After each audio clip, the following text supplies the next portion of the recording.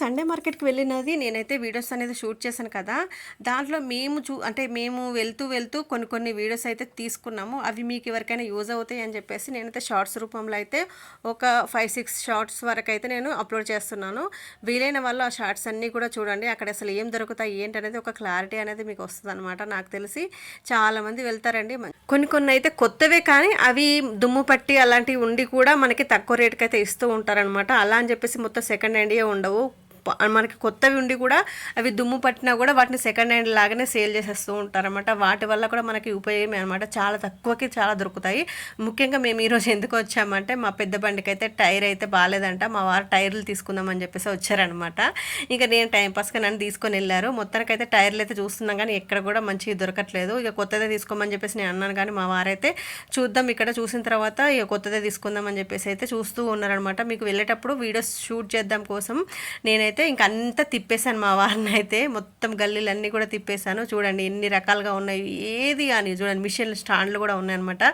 చాలా వస్తువులు ఉంటాయి. అసలు ఇది లేదు అది లేదని కాదు. మనకి అక్కడికి వెళ్ళిన తర్వాత అసలు ఏం తీసుకోవాలో కూడా అర్థం కాదనమాట. అలా ఉంటాయి అనమాట. కానీ మనకి రీజనబుల్గా కూడా దొరుకుతాయి. అవసరమైనవి మనకి ఏవైనా కూడా దొరుకుతాయండి. క్లాత్ల కడకలు దొరుకుతాయి. చాలా బాగా యూజ్ అవుతాయి. మీకు ఎవరికైనా దగ్గరలో ఉన్న వాళ్ళు మీకు ఎవరికైనా యూజ్ అవుతే వెళ్ళిపోండి.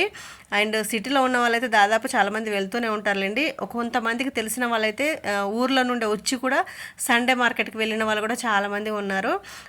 మా ఫ్రెండ్ ఒకరు కూడా అలానే మా ఇంటికి వచ్చి కూడా ఒకరోజు సండేకి మార్కెట్కి అయితే తీసుకెళ్ళాను అనమాట. అలా కూడా చాలామంది వచ్చి వెళ్ళే వాళ్ళు కూడా చాలామంది ఉన్నారు. కాబట్టి ఎవరికైనా యూజ్ అవుతుందని చెప్పేసి షేర్ చేస్తున్నాను. చూసారు కదా మిక్సీలు, గ్రైండర్లు అలాంటివి కూడా ఉంటాయి.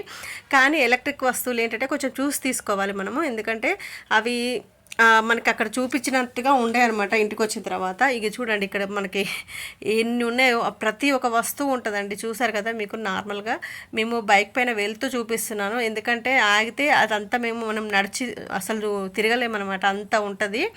అన్ని లైన్లలో ఉంటుంది. మెయిన్ రోడ్కి ఫుల్గా ఉంటుంది. మనం అసలు నడుచుకుంటూ అసలు వెళ్ళలేమన్నమాట. మేము బైక్ పైనే మాకు చాలా టైం పట్టేసేది. 2 hours పట్టింది అంత తిరగడానికి. మేము అలా తిరుగుతాం అనమాట. ఎప్పుడు వెళ్ళినా బైక్ పైన ఇంకా తిరుగుతూనే ఉంటాం అనమాట. అట్లా మాకేమైనా అవసరం వస్తాయా లేదా ఏమైనా కొత్తగా ఉన్నాయా ఏమైనా వెరైటీగా కూడా ఉంటాయి అనమాట. అలాంటివి వెతుక్కుంటూ మేము తీసుకుంటాం అన్నమాట. మొత్తానికి ఇంకా వ్లాగ్స్ అయితే కంటిన్యూ అవుతాయి. చూస్తుండండి మార్కెట్వి.